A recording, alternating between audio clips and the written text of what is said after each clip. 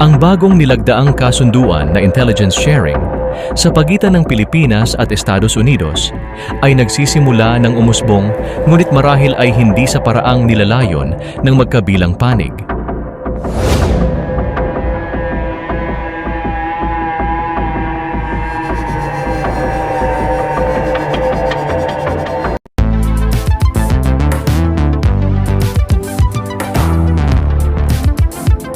Huwag kalimutang i-like at i-share ang video na ito at mag-subscribe ka na din sa aking channel para updated ka sa mga bagong videos.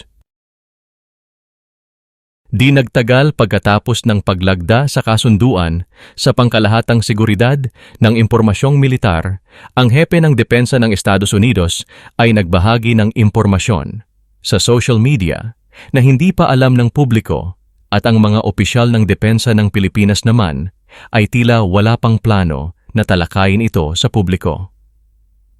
Ito ang pagkakaroon ng isang US Task Force Ayungin sa West Philippine Sea.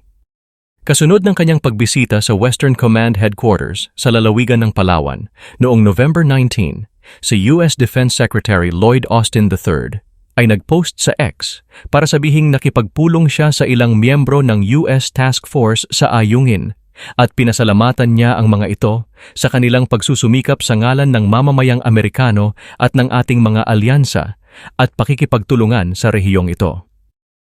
Ang post ni Austin ay naging headline dahil ito ang unang pagkakataon na ang naturang task force ay nabanggit ng sinumang opisyal, Amerikano man o Pilipino.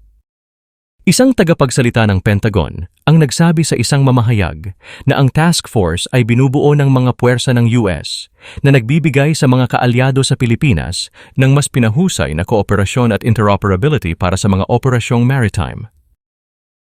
Ang invisible hand na ito ng Amerika ay nagbibigay ng mahalagang suporta sa layunin ng Pilipinas na maprotektahan ang mga pag-aari nito, lalo na ang pinagtatalo ng katubigan. Ngunit ang gayong tulong bagamat malugod ay hindi dapat magdulot ng pananagutan. Maging malinaw din na itong paglahok ng US sa Ayungin ay dapat mapanatili sa loob ng mga parameter ng kanilang pinagkasunduan at hindi magkakaroon ng anumang problema sa autonomiya ng Pilipinas.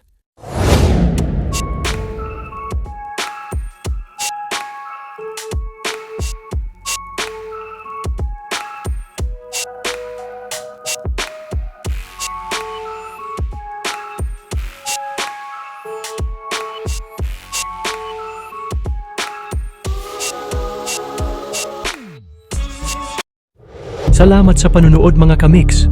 Ako ay mag-iiwan sa inyo ng katagang alamin natin ngayon, wag nang ipagpabukas. Kung ayaw mong batukan kita. Biro lamang. Ingat mga kamix, sa susunod na video na ulit.